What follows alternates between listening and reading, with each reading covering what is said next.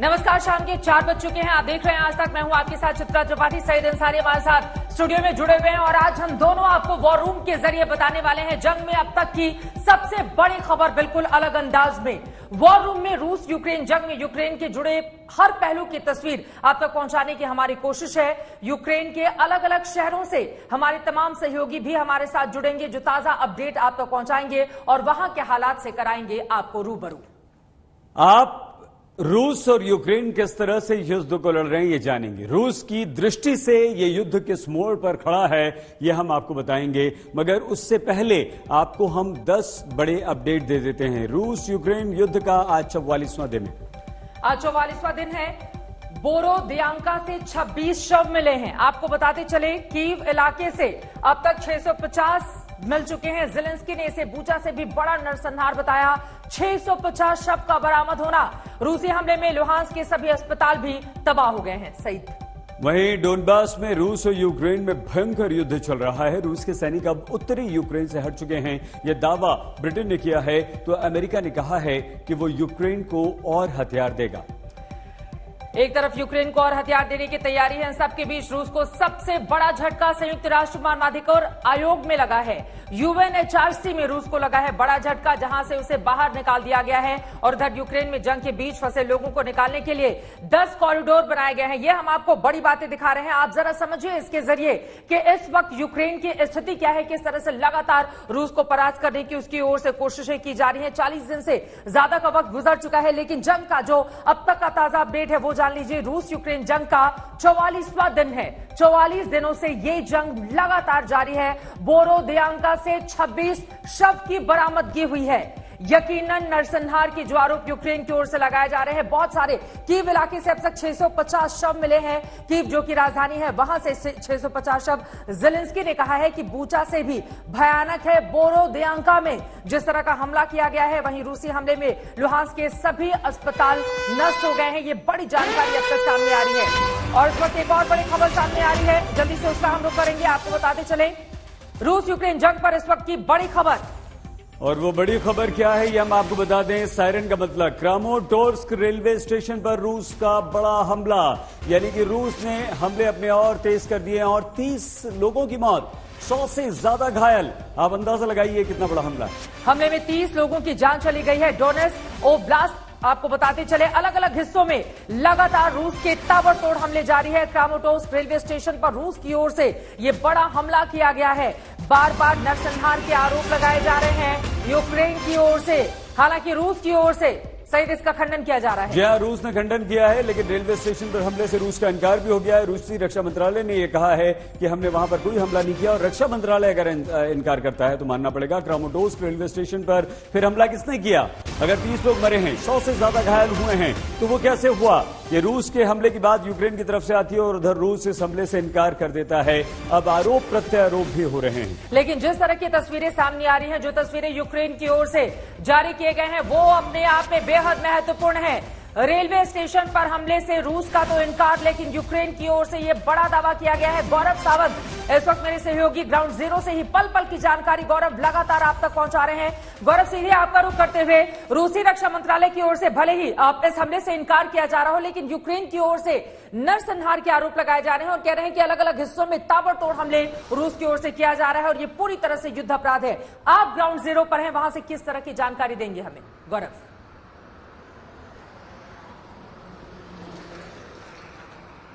Luhansk के इलाके में यूक्रेन ने आरोप लगाया है कि रूस ने एक वॉर क्राइम किया है। ये कहा है कि यूक्रेन के लोग जो भागने का प्रयास कर रहे थे उन पर जानबूझकर मिसाइल से हमला किया गया रेलवे स्टेशन पर, जिसमें 30 लोग मारे गए हैं और 100 से ज्यादा घायल हुए हैं। और ये लोग बड़ी संख्या में रेलवे स्टेशन पर इकट्ठा थे क्योंकि वो सुरक्षित निकल जाना चाहते हैं यूक्रेन के उस इलाके से जहां रूस की बमबारी बढ़ी है, खासतौर पर लुहांस्क के इलाके में, डोनेट्स्क के इलाके में।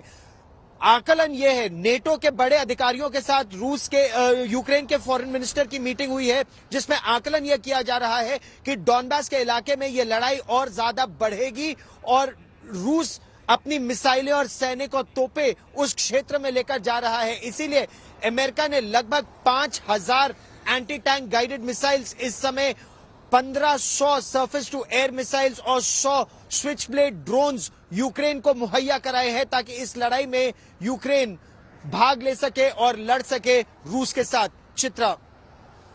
गौरव, एक तरफ इतना बड़ा हमला, 30 लोगों की मौत, 100 से ज्यादा घायल, और यूक्रेन की तरफ से ये बात आई, रूस इससे इनकार कर रहा है, रूस ने हमला किया है। ये क्या है? अब हमला भी करेंगे, मारेंगे भी और अपने आप को बचाएंगे भी, ये क्या रणनीति?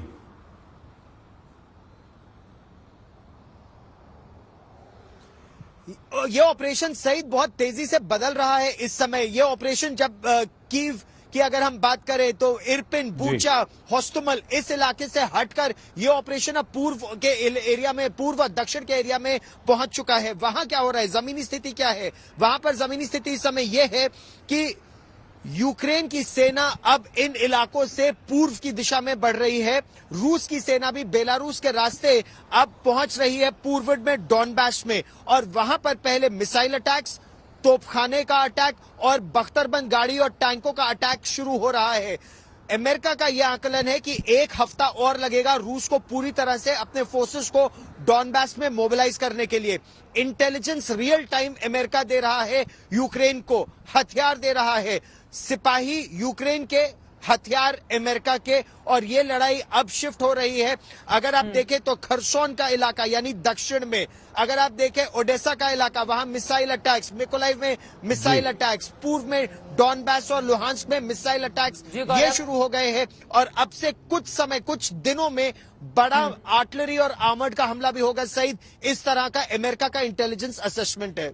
ठीक है, गौरव सावंत लगातार हमारे साथ जुड़े रहेंगे, उनके साथ और ज्यादा जानकारी हम लेंगे, लेकिन उसके पहले आपको दिखा देते हैं जिस यूक्रेन को 5 दिन में जीत लेने का गुरूर पुतिन में था वो चूर चूर हो चुका है। ये घमंड अगर किसी ने तोड़ा है तो वो है यूक्रेन के जाबाज सैनिक। बिल्कुल ठीक कह रहे हैं चित्रा आप, लेकिन रूस ने जमीनी युद्ध से अपने सैनिकों को बचाने के लिए अब चेचन्या के रमजान कादिरोव के लड़ाकों की मदद ले ली है, मगर यूक्रेनी गुरिल्ला सैनिक चेचन लड़ाकों पर अब भारी पड़ रहे हैं।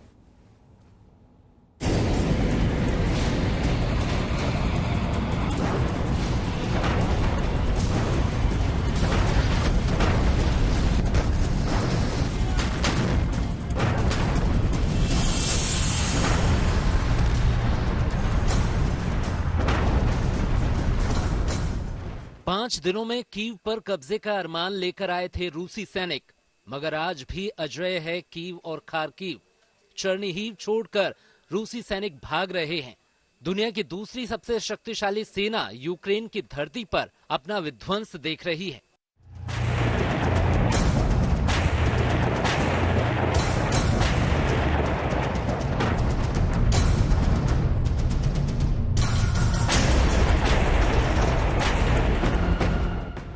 रूसी फौज की सारी ट्रेनिंग धरी की धरी रह गई, सारी युद्ध नीति नुकसान और तबाही में बदल गई। यूक्रेन तो यूक्रेन में दखल देने वाले देशों को पुतिन ऐतिहासिक सबक सिखाने की धमकी दे रहे थे। वो भी हैरान हैं, परेशान हैं कि आखिर यूक्रेन में ये क्या हो रहा है, क्योंकि 44 दिन बाद भी रूस की सेना यूक्रेन के घुटने नहीं टिका सकी। घुटने टिकाना तो दूर, उसके हमलों से अपनी जान भी नहीं बचा पा रही है।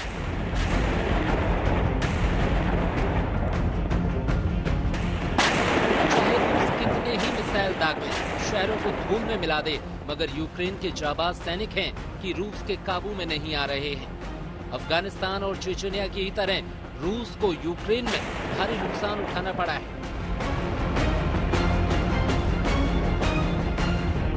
आखिर यूक्रेन ने युद्ध की ऐसी कौन सी तरकीब अपनाई है कि रूसी सैनिक टैंक छोड़कर भाग रहे हैं? वो रूसी सेना जो कई मील लंबा काफिला लेकर कीव की ओर बढ़ी थी, अब उसी काफिले के पुर्जा और खाक हो चुके टैंकों और बख्तरबंद गाड़ियों की तबाही देख रही है।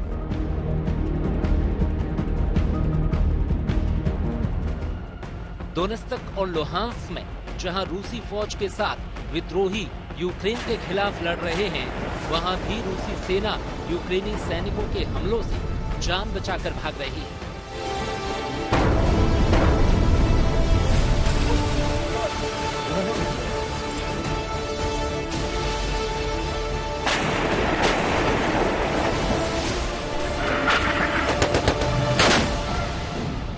तो यूक्रेन की इस युद्ध नीति का सीक्रेट कोड है जी यानी गुरिल्ला वॉरफेयर या गुरिल्ला युद्ध।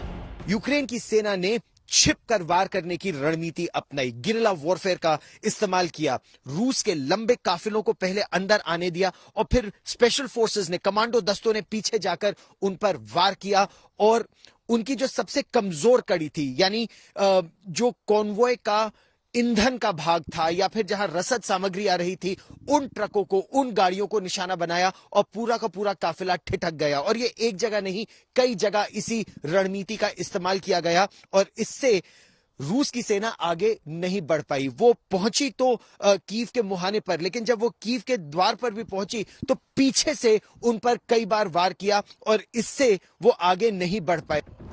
यूक्रेनी सेना वैसे तो किसी भी सेना की तरह पारंपरिक युद्ध लड़ने में माहिर है, मगर बदले हालातों में उसने अपनी रणनीति को बदला और अब उसने गुरिल्ला छापेमारों के सारे तौर तरीके अपना लिए। उसने इरपिन जैसे शहर में ट्रेंच खोदे, वो जंगलों में जा छिपे और जब भी उन्हें रूसी टैंक या सैन्य टुकड़ी नजर आती उस पर छिपकर वार किया। वो कभी लोगों के बीच, उनके घरों में छिपे तो कभी सड़कों के किनारे बने नालों और पुलों में ठिकाना बनाकर रूसी सेना का इंतजार करते रहे।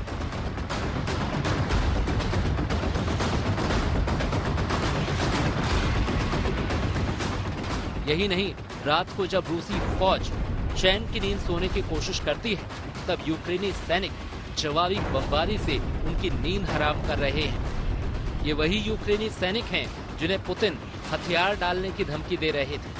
अब पुतिन खामोश हैं और यूक्रेनी सैनिकों की मिसाइल और उनकी बंदूकें शोर कर रही हैं। जहां तक यूक्रेनी सेना की बात है तो ये यूरोप की सबसे बड़ी सेना है। युद्ध से पहले 1,70,000 सैनिक एक्टिव ड्यूटी में तैनात थे। 1 लाख सैनिक रिजर्व टीम का हिस्सा थे और टेरिटोरियल आर्मी में 1 लाख वेटरन यानी युद्ध लड़ चुके सैनिक भी शामिल हैं। अभिनीत सैनिकों ने गुरिल्ला रणनीति को 3 तरीकों से अंजाम दिया है। इसके तहत वो छोटे छोटे हमले, घात लगाकर हमले और कैंप को तबाह करने वाले बड़े हमले कर रहे हैं। इन हमलों ने रूसी सेना के पैर उखाड़ दिए हैं। इस वजह से ही उसे यूक्रेन के कई शहरों से पीछे हटने पर मजबूर होना पड़ा है। ओडिशा में मौसमी सिंह, लुहांस्क में गीता मोहन और कीव में राजेश पवार के साथ गौरव सावंत। आज तक यूक्रेन को कई पश्चिमी देशों का समर्थन हासिल है। यही कारण है कि लगातार वो डटा हुआ है रूस के खिलाफ। रूस ने वही सोचा नहीं था कि यूक्रेन युद्ध में उसे इतना नुकसान उठाना पड़ेगा। उसके 7 जनरल मारे जा चुके हैं। यूक्रेन ने रूस पर यह चोट आखिर कैसे की है? कैसे कीव में रूसियों को कदम तक रखने नहीं दिया गया? तो इसका जवाब है गुरिल्ला युद्ध, जिसके बारे में हम आपको बताने के लिए जा रहे हैं। रूस के खिलाफ यूक्रेन ने इस गुरिल्ला युद्ध की एक रणनीति बनाई, रणनीति अपनाई और रूस को इस युद्ध में अपने सबसे अच्छे सैनिकों को गंवाना पड़ा है। रूस ने मारियोपोल में कब्जा जमाया, मगर उसके लिए उसे महीने भर तक गुरिल्ला युद्ध में भारी नुकसान उठाना पड़ा। इसके बाद डोनेस्क की और लुहांस्क की बात कीजिए, ये 2 ऐसी जगहें जहां पर युद्ध अभी भी चल रहा है। युद्ध लगातार जारी है, लेकिन यूक्रेन का गुरिल्ला युद्ध आपको दिखा रहे हैं। लुहांस्क, डोनेस्क में रूस पर पलटवार लगातार किया जा रहा है यूक्रेन की ओर से। गौरव सावंत हमारे साथ जुड़े हुए हैं। गौरव, जो बड़ी खबर सामने आई है, जेलेंस्की की ओर से बाकायदा ट्वीट किया गया है, शैतान तक रूस को, रूस के राष्ट्रपति को कहते हुए वो नजर आ रहे हैं। जिस तरह के हमले, रूसी हमले अब और ज्यादा बढ़ गए हैं। यूएनएचआरसी से जब से सस्पेंड किया गया है रूस को, इसके मतलब क्या समझिए? क्या बौखलाया हुआ है रूस? इस वजह से हमले वो अलग अलग हिस्सों में और तेज कर रहा है? गौरव,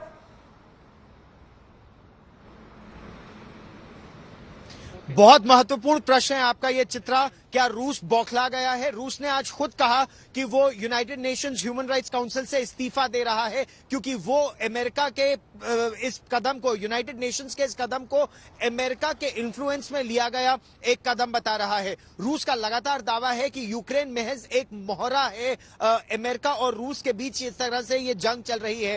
राष्ट्रपति जेलेंस्की ने अब से थोड़ी देर पहले एक बयान दिया है। राष्ट्रपति जेलेंस्की ने कहा है कि जिस तरह से ये हमले हो रहे हैं, सिविलियंस को मारा जा रहा है।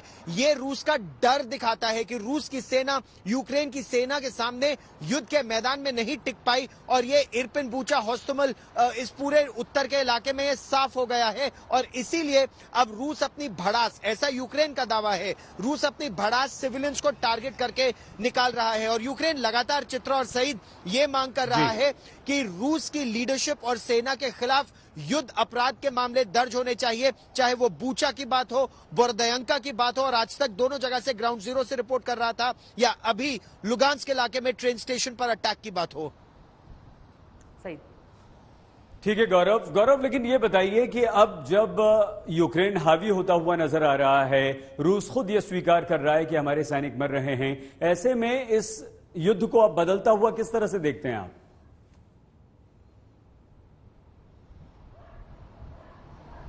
सईद, ये युद्ध अब बहुत ही भयावह रूप लेने वाला है। अमेरिका की अगर इंटेलिजेंस की माने तो अगले एक हफ्ते में मारियोपोल के इलाके में भीषण युद्ध होने वाला है। अमेरिका ने $800 मिलियन का मिलिट्री एड यूक्रेन को देना शुरू कर दिया है। इसमें 100 स्विचब्लेड ड्रोन्स शामिल है, इसमें 1500 स्टिंगर मिसाइल शामिल है, 5000 Javelin anti tank guided missile शामिल है, इसमें यूनाइटेड किंगडम की तरफ से Starstreak surface air to ground, ground to air, surface to air missile शामिल है। रूस यूक्रेन जंग की हर खबर आप तक पहुंचा रहे हैं। आखिर क्या वजह है कि रूस एक के बाद एक शहरों में नरसंहार करता हुआ चला जा रहा है? दरअसल इसका एक बहुत बड़ा कारण कीव है, जिस पर कब्जा करने की रूस की कोशिश जो है वो 1.5 महीने बाद भी सफल नहीं हो पा रही। उसने रणनीति बदली और यूक्रेन के बाकी शहरों को बर्बाद करने में जुट गया है। अब यूएनएचआरसी से बेदखली के बाद उसकी जो बौखलाहट है वो और ज्यादा बढ़ गई है।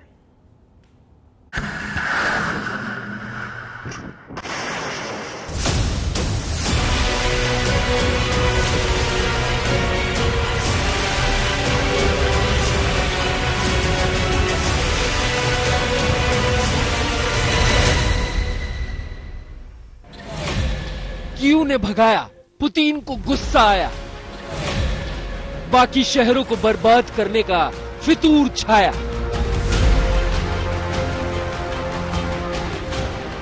गुस्सा तो आना ही था। जिस कीव पर कुछ ही दिनों में कब्जे की हसरतें पाल रहे पुतिन ने सेना की रवानगी के आदेश दिए थे। 44 दिन बाद भी रूस उसे अपने कब्जे में नहीं ले पाया है। कई बार कोशिश की गई और कई बार रणनीति भी बदली गई, लेकिन पलटवार को तैयार बैठे यूक्रेन लड़ाकों के डर से कदम पीछे खींचने को मजबूर भी होना पड़ा। लेकिन रूस तो रूस है। युद्ध, यातना, बर्बादी और बर्बरता की हर सीमा को तोड़ने को आतुर कीव की नाकामी से गुस्से में आए पुतिन ने यूक्रेन के बाकी शहरों में बर्बादी का जो खेल शुरू किया है, पता नहीं वो कितनी जानें लेकर थमेगा। पहले माकारीव, फिर मारियोपोल, फिर बूचा, फिर होस्टोमेल और अब बोरोदियांका। यूक्रेन में शहर के शहर जल रहे हैं, शहर के शहर बर्बाद हो रहे हैं। हर दिन लाशों का ढेर सामने आ रहा है। लोग रहम की भीख मांग रहे हैं। दूसरी तरफ कीव काफी हद तक सुरक्षित है और यहाँ जिंदगी की गाड़ी फिर पटरी पर लौटने लगी है।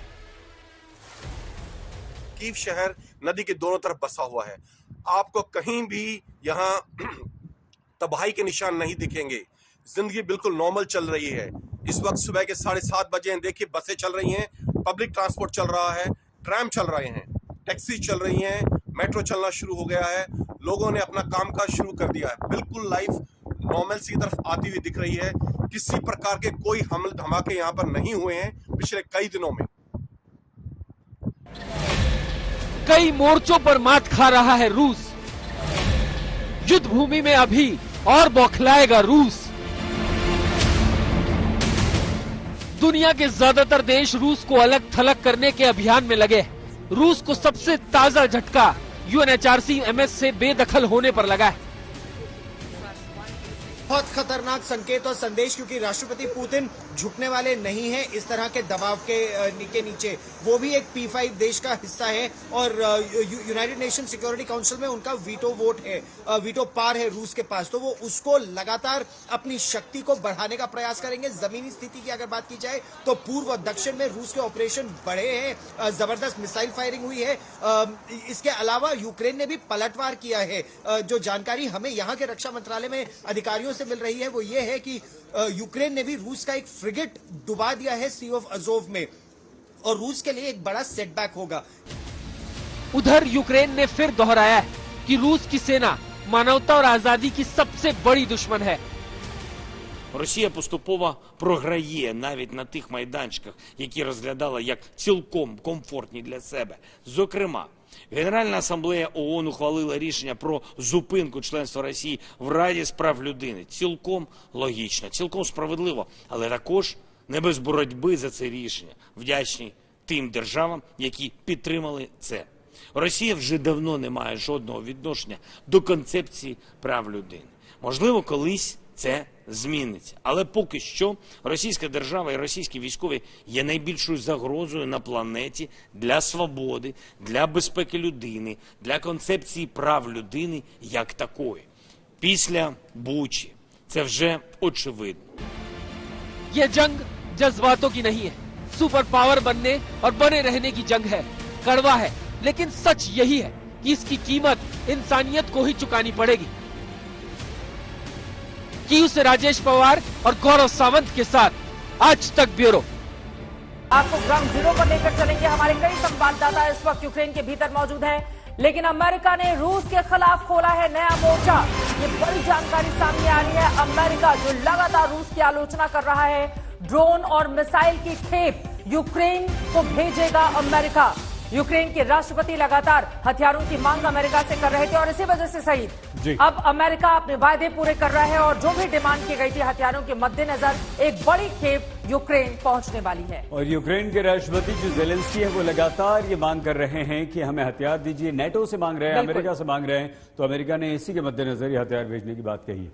वहीं बूचा नरसंहार को लोग भूल भी नहीं पाए हैं, लेकिन अलग अलग तस्वीरें जिस तरह से नए बूचा को लेकर अब बड़ा खुलासा सामने आया है। यह है कीव ओब्लास्ट का बोरोदियांका इलाका।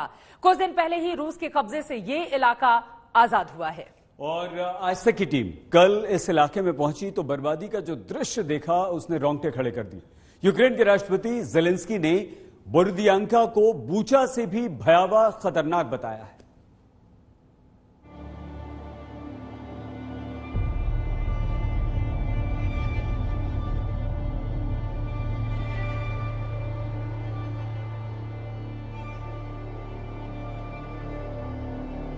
तस्वीरें ऐसी कि देखकर दिल रो पड़े।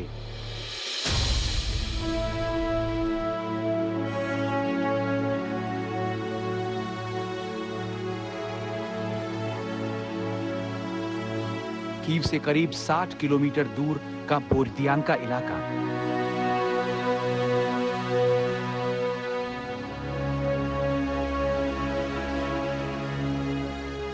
गगनचुंबी इमारतें खंडहर बन चुकी हैं। ईंट और सीमेंट मलबे में तब्दील हो चुका है।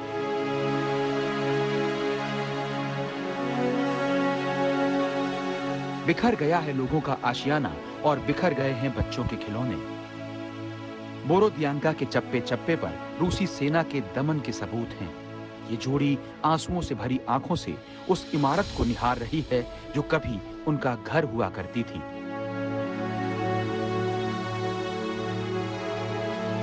रूसी फौज के शहर खाली करने के बाद यूक्रेनी प्रशासन, आपात सेवा, मेडिकल सर्विस और वॉर क्राइम की जांच से जुड़े लोग बोरोदियांका पहुंचे हैं।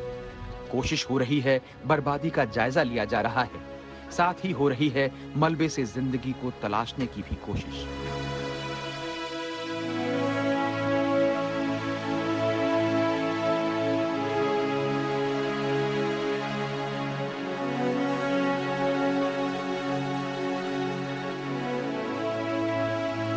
इस मलबे में जिंदगी तलाशने का प्रयास इस समय जारी है और एक तरह से इसे कहें तो जिंदगी जीतेगी मौत हारेगी। यही जज्बा लेकर इस समय भी ये हेल्थ केयर वर्कर्स और इमरजेंसी वर्कर्स यहाँ काम कर रहे हैं। खबर इनको ये मिली है कि इस बिल्डिंग के मलबे से कुछ आवाजें सुनाई दी गई हैं और इसीलिए बाकी हर जगह काम छोड़कर जितने भी कर्मी हैं वो यहाँ पर भागकर आए हैं और लोगों को बचाने का प्रयास कर रहे हैं। देखिए, कह रहे हैं इस जगह पर जो इस वाले मेरे पीछे जो है इसमें 13 से 15 लोगों के फंसे होने का अंदेशा है और वहां पर जो है उसमें ज्यादा लोग हैं, लेकिन बोल रहे थे जैसे कि वहां से कुछ आवाजें आ रही हैं तो डॉक्टर्स भी आ गए हैं रेस्क्यू करने के लिए, टीम भी, इसीलिए उस जगह को पहले क्लीन किया जा रहा है कि लोगों के किसी के बचने होने की उनको उम्मीद है। बोरोदियांका से रूसी फौज 31 मार्च को ही निकल गई थी, लेकिन शहर और यहां पहुंचने वाले रास्तों पर बिछी माइंस को साफ करने में यूक्रेनी फौज को करीब हफ्ता भर लग गया। इस शहर पर कब्जे के बाद रूसी फौज ने यहां टेक्निकल हेडक्वार्टर बना लिया था। इस इलाके में रूस की सेना ने अपना टैक्टिकल हेडक्वार्टर्स बनाया था। पहले उनका प्रयास था कि होस्टुमल पर कब्जा करे, लेकिन जब होस्टुमल पर कब्जा उनका सफल नहीं हो पाया तो बर्दयांस्क को उन्होंने अपना टैक्टिकल हेडक्वार्टर्स बनाया था और इसी बिल्डिंग में रूस की सेना के काफी अधिकारी रहते भी थे, तैनात भी थे और यहीं से युद्ध को डायरेक्ट भी कर रहे थे, ऐसा यूक्रेन की सेना का दावा है। और इस सड़क पर हर जगह यह था कि अगर कोई दिखा तो उसे गोली मार दी जाएगी, इस तरह का नोटिस था। अब यूक्रेन की सेना के सिपाही हर गली में जाकर इस एरिया को क्लियर कर रहे हैं।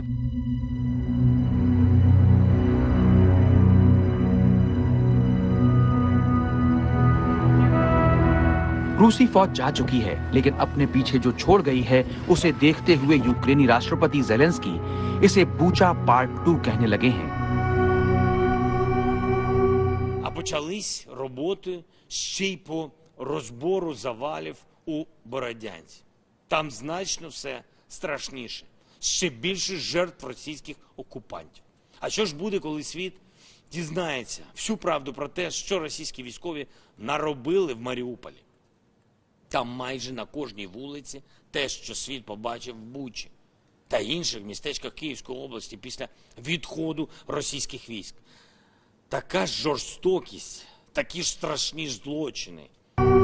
बोरोदियांका से मलबे को साफ करने का काम शुरू हो गया है। यहाँ की स्थिति कहीं ज्यादा भयानक है।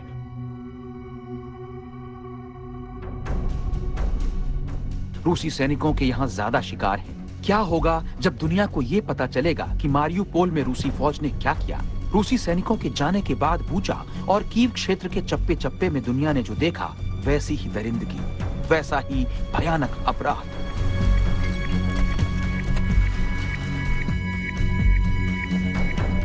ज़ेलेंस्की की आशंका की जांच के लिए वॉर क्राइम प्रोसिक्यूटर की टीम बोरोदियांका में मौजूद है।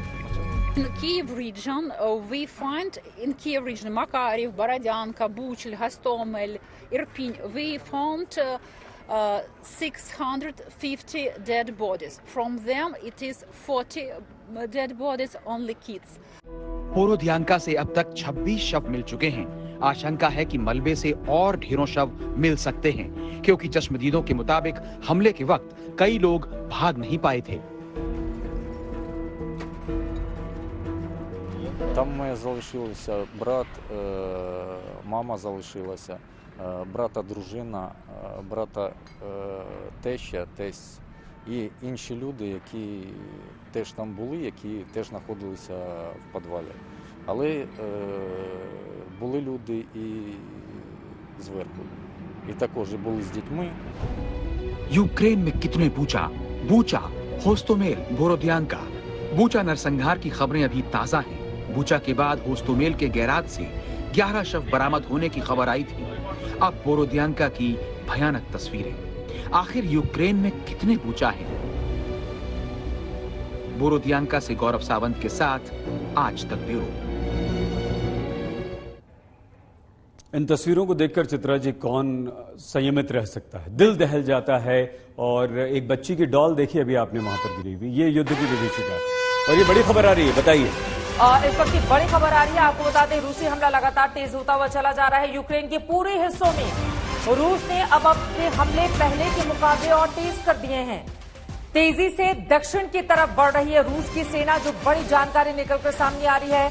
दोनेत्स्क और लुहांस्क के बाद दक्षिण पर भी अब रूस की नजर है, यानी कि दक्षिण वाला इलाका अब तक उसके दबदबे से बाहर था, लेकिन दक्षिण में अब अपने दबदबे को बढ़ाने की कोशिश में लगातार रूस की सेना लगी हुई है। तो पूर्वी हिस्से में रूस की सेना के बाद अब दक्षिण की तरफ दबदबा बढ़ाने के प्रयास में पूरे एक अच्छे खासे खूबसूरत सुंदर शहर को न सिर्फ रूस ने बर्बाद कर दिया है, खंडहर में तब्दील कर दिया है, बल्कि दुनिया सिर्फ और सिर्फ यहां पर तमाशा देख रही है। यूक्रेन के पूर्वी हिस्से में रूस ने हमले तेज किए हैं, दक्षिणी हिस्से में वो लगातार आगे बढ़ने की कोशिश कर रहा है, दबदबा अपना बना रहा है। और अगर हम ये कहें चित्रा जी कि दुनिया सिर्फ तमाशा देख रही है, अमेरिका सिर्फ भड़का रहा है, तो गलत है। बिल्कुल, ये स्थिति इस वक्त बनी हुई है, लेकिन अमेरिका की ओर से यूक्रेन को मदद भी दी जा रही है। फिलहाल बूचा, होस्टोमेल और अब बोरोदियांका, तीनों ही शहरों में आपको बता दें मौत की चीख साफ साफ सुनी जा सकती है, मौत की चीख गूंज रही है। मगर यूक्रेन के राष्ट्रपति ज़ेलेंस्की ने यह दावा किया है कि जो बूचा में हुआ उससे भी ज्यादा भयानक नरसंहार किया गया है बोरोदियांका में। यहां पर हम आपको दिखा रहे हैं जरा क्लोज करके, अगर हम और दिखाएं तो हमारे दर्शक सही तरीके से जान पाएंगे कि बूचा में सामूहिक कब्रगाह मिली थी, जिसकी तस्वीरें भी सामने आई थी। तो वहीं बोरोदियांका में स्थिति और ज्यादा खराब हो गई है। रूसी फौज का कत्लेआम बूचा में देखने को मिला था, तो बोरोदियांका में ज़ेलेंस्की ने कहा कि बूचा से भी खतरनाक वहां पर हमले को अंजाम दिया गया है। 26 शव वहां से बरामद हुए हैं। बूचा से 300 के करीब लाशें मिली थी। मलबों में लोगों के दबे होने की आशंका जताई जा रही है बोरोदियांका में, जबकि बूचा में सामूहिक कब्रगाह की तस्वीरों ने सबको बेचैन कर दिया था। दोनों ही जगह रूसी फौज का कत्लेआम लगातार जारी है। बूचा से भी भयानक हमला बोरोदियांका में हुआ है। सहित इस बात की जानकारी देते हुए ज़ेलेंस्की, जो यूक्रेन के राष्ट्रपति। बिल्कुल, तो ये दोनों जगह से आप देख रहे हैं कि जिस तरह से तबाही हुई है, और सिर्फ ये युद्ध की विभीषिका है। अगर किसी को नुकसान हुआ है तो लोगों को। यूएनएचआरसी लगातार ये कह रहा है कि यूक्रेन में नरसंहार के आरोप में घिरे रूस को संयुक्त राष्ट्र में हमने बर्खास्त कर दिया है, यूएनएचआरसी से, यानी कि संयुक्त राष्ट्र मानवाधिकार आयोग से बाहर का रास्ता हमने दिखा दिया है। देखिए यहां पर तो संयुक्त राष्ट्र महासभा में कल वोटिंग हुई है, और इस वोटिंग में 93 देश यूक्रेन के साथ थे, जबकि 24 देशों ने रूस का साथ दिया। चीन ने रूस का साथ दिया, मगर उसे मानवाधिकार आयोग से निकाले जाने से वो बचा नहीं पाया है।